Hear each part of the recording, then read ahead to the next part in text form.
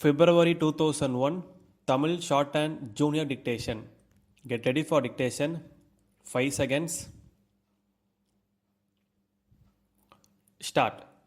மாண்புமிகு பேரவை துணைத் தலைவர் அவர்களே, தொழில் மற்றும் தொழில் வளர்ச்சி குறித்த மானிய கோரிக்கையின் மீது எனது கருத்துக்களை கூற வாய்ப்பளித்தமைக்காக நெஞ்சார்ந்த நன்றியை கூறிக்கொள்கிறேன்.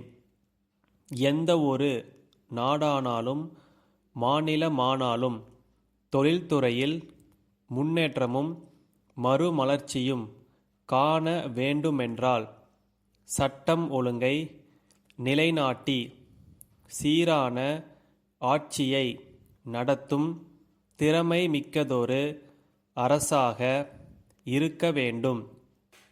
அதைப்போல தொழிலாளர்களுக்கும் நிர்வாகத்தினருக்கும் இடையில் ஏற்படுகின்ற பிரச்சினைகளை தீர்த்து வைக்கக்கூடிய ஆற்றல் பெற்றதாகவும் அந்த அரசு இருக்க வேண்டும். இந்தியாவின் தற்போதுள்ள சூழ்நிலையில் தமிழ்நாடுதான் அமைதி பூங்காவாக விளங்குகிறது. தொழில் முனைவர்கள் ஆர்வத்துடன் தொழில் தொடங்க முன்வருகின்றனர். இதனால் வேலை வாய்ப்புகள் பெருகுவதோடு நாட்டின் பொருளாதாரத்திலும் வளர்ச்சியை காண முடிகிறது.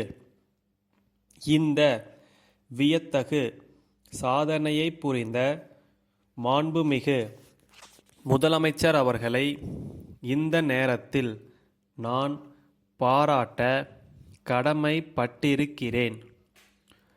பொதுத்துறை நிறுவனங்கள் பலவற்றை நம்முடைய அரசு தொழில்துறை மூலம் ஏற்படுத்தியுள்ளது.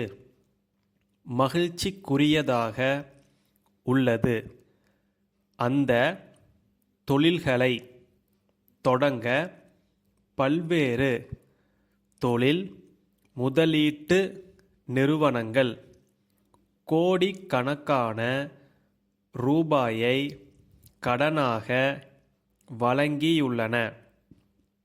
பின்தங்கிய மக்களின் நலனில் அக்கறையுடைய அரசு இந்த பொதுத்துறை நிறுவனங்களில் இட ஒதுக்கீடு கொள்கையை நிறைவேற்ற முன்வர வேண்டுமென்று கேட்டுக்கொள்கிறேன்.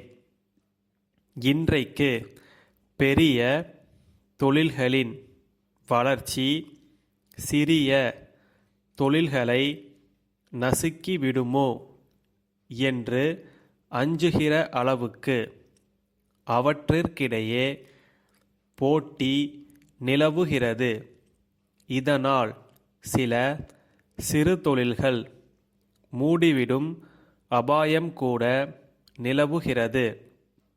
இந்நிலையை தவிர்க்கவும் இச்சிறு தொழில்களை பாதுகாக்கவும் சில ஆலோசனைகளை நான் தெரிவிக்க விரும்புகிறேன்.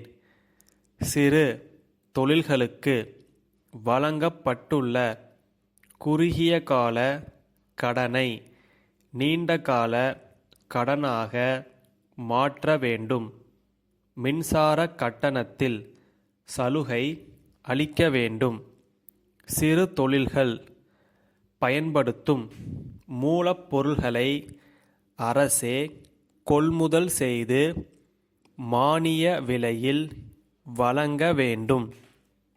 இந்த கருத்துக்களை அரசு ஆழ்ந்து பரிசீலித்து நடைமுறைப்படுத்துவதன் மூலம் சிறு தொழில்கள் வளர வாய்ப்பு ஏற்படும் என கூறிக்கொள்கிறேன். நாகை மாவட்டத்தில் கரும்புச்சக்கை அதிக அளவில் கிடைப்பதால் அங்கே ஒரு காகித தொழிற்சாலை நிறுவ அரசு முயற்சிகளை மேற்கொள்ள வேண்டுமென்று கேட்டுக்கொள்கிறேன்.